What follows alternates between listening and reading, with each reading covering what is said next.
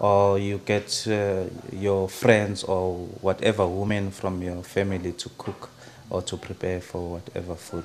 Most of the time, the person who buys the food is the bride, because the wedding starts at the bride's place. If maybe the bride's got no transport for food, she asks the other side or the groom side to provide the transport for them, or they just hire the transport. Inyama yangaphakathi, kuba khona isitambu, whatever that is there. It can be sweet potatoes, anything. I think I'll have my traditional first, because on Friday I had to leave my home, go to my husband's home to slaughter a cow there.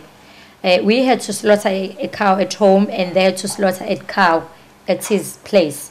So what we do is that you exchange half of the cow.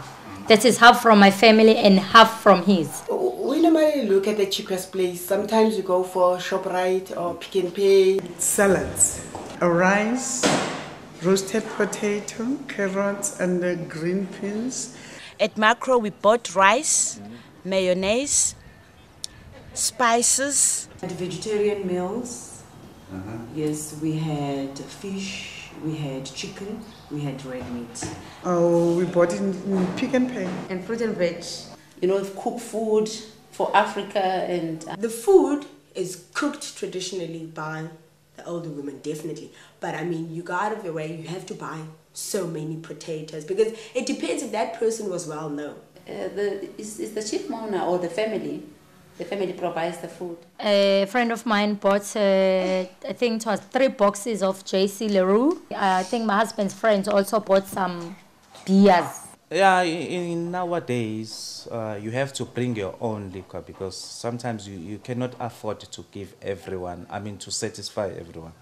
But then as time goes on, people introduce curry, other spices and savory rice. They've introduced vegetables, fancy vegetables. So we shop around for good prices. Yes, I bought a traditional dress. Okay, I bought a material, then there's a lady who's a designer, and I took that material to her, she sewed a dress for me. It cost me plus minus 250 rand.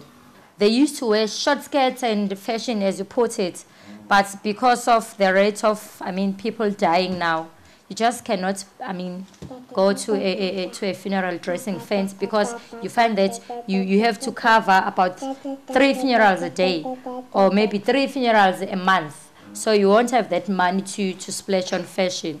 And that clothing for the person that's celebrating, that's the most expensive thing. You find a child of 21 wearing a shoe for $1,000, a trouser for so much and all. Dressing smart it's part of our tradition. I didn't have a wedding dress, I just made an outfit made for the day. Designers to design special clothes for them, or some may even buy them like from boutiques. Nowadays, as I said, it's a norm. People, for every occasion, they buy a new outfit. You go to Uzi's, you go to Markham's, you go to Woolworths. Somebody said to me, you won't even go to the funeral if he is not driving a car. From my point of view, you don't have those places where you can wear those fancy things. So funeral is one of the places where there's a lot of people can see you. If people buy you a present, you don't have to think it's a present. You have to pay it back somehow. So I hate those things. We women, we like expensive things. And the guys, they like saving, and they don't want to spend. Weddings or cultural events, you look for bulk things. So Macro. They contributed, both our families contributed. Because my husband had to buy 2 cows. One for my family and one for his family. So his family contributed by buying the other cow. Normally for a wedding, people will have saved, and then some would, like for additional money, if they don't have enough, they would go and loan. I will only contribute towards a funeral if it's my family.